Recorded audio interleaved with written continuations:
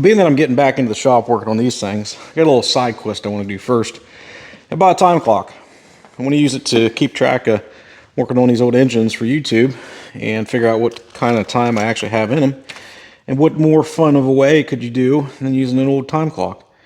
As you can tell, the ink ribbon kind of needs replaced, so I did go and get a new one through Uline, and I took the cover off there, and well, there's a lot more mechanical stuff inside of that thing than I thought. So I figured I'd make a quick little video about changing the ribbon out and seeing the inner workings of one of these things. So sit back, relax, and enjoy, and we'll start the show. So I think the last time I used one of these things was in the mid-2000s when I used to work for a trucking company. I think it was this exact clock, except for it was the one that when you push the time card in, it automatically stamped, where this one here has a manual push button on it. But pretty simple to get anything. They're just locked right there, and then it opens up and reveals all your fun stuff on the inside. Right there's the ribbon I gotta change, but I gotta figure out how to adjust the time, the date, and whatnot. This thing still works, plugs into the wall and clicks, and you can advance your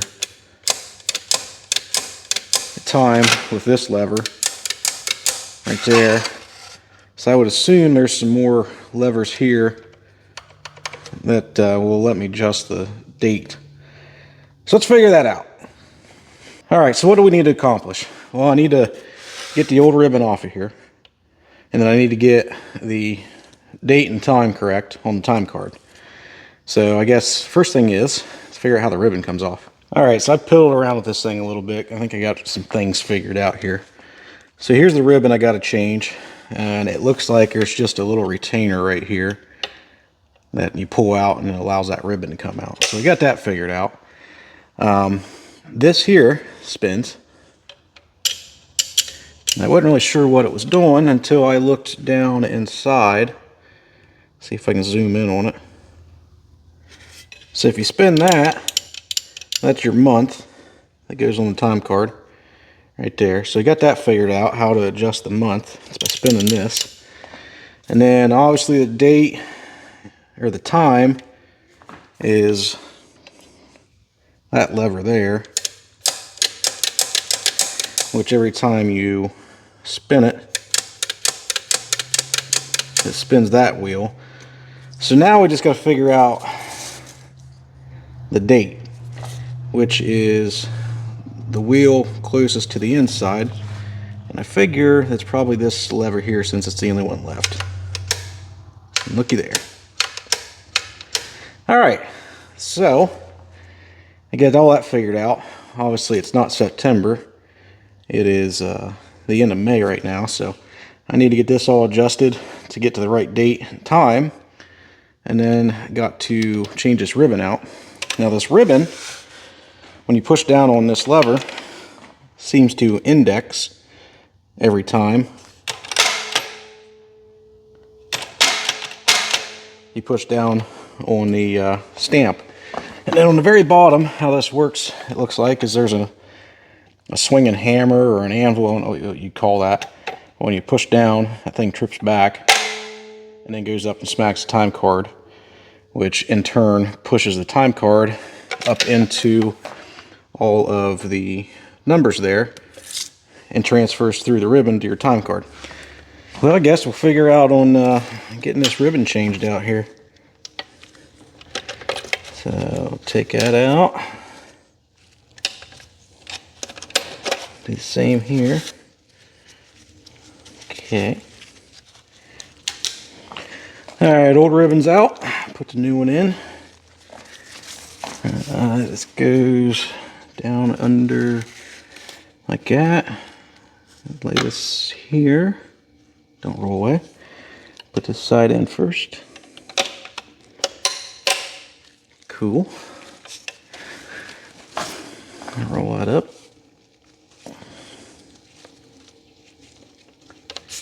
Get that in there.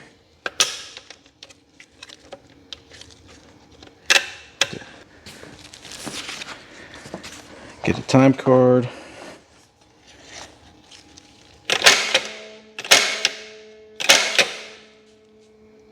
Perfect. You can actually read it now. I suppose the next step is getting the time and date all right. So we're at August, and we want to be in May. So I need to spin August, September, October, November, December, January, February, April, May. Let's see if that's right. Nope.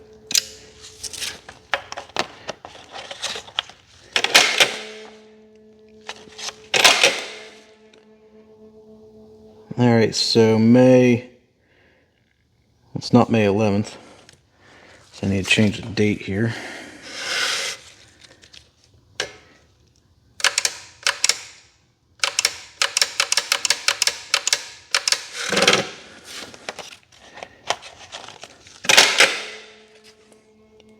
th, 23rd, 21, 22, 23. So it should be May 23rd.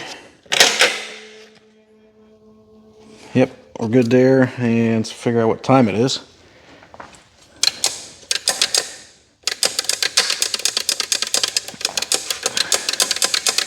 It's 3:30 right now.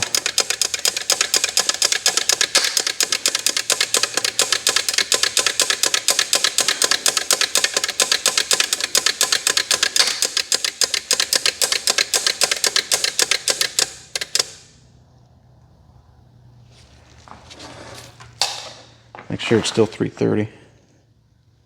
3:31.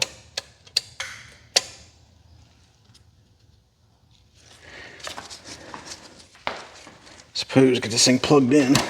Oh, that was my light. Come on, there we go. So, let's see if this is right now. May 23rd at 3:32. And the time is 3:31. So it's a minute fast. Be all right. So like I said, the idea behind this thing is to be able to clock in and clock out in the garage and keep track of the time when I'm working on these things. I guess Fuller & Johnson's going to be the next project I dig into that's engine related. So I plan on using that thing to keep track of my time. Now I just got to figure out some place on the wall in here where I'm going to put that thing and the little card holders that came with it, so I can start using it.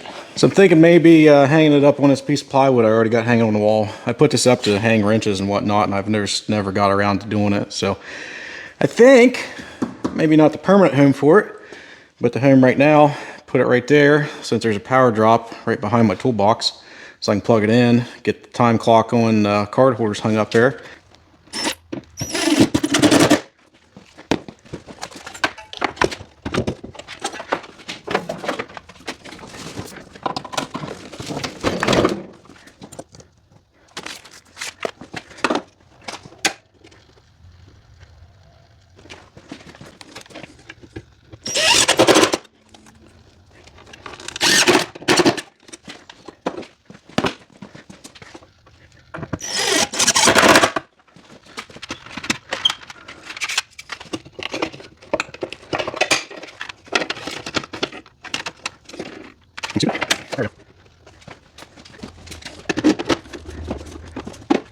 Well, hey, there we go.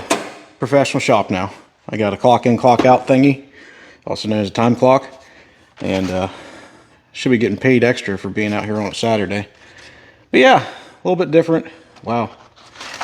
Maybe I shouldn't be getting paid extra. A little different content than what I normally do with the old engines, but so I'm going to keep track of working on these old beasts. So be on the lookout for that in future videos, clocking in and clocking out and keeping track of my time.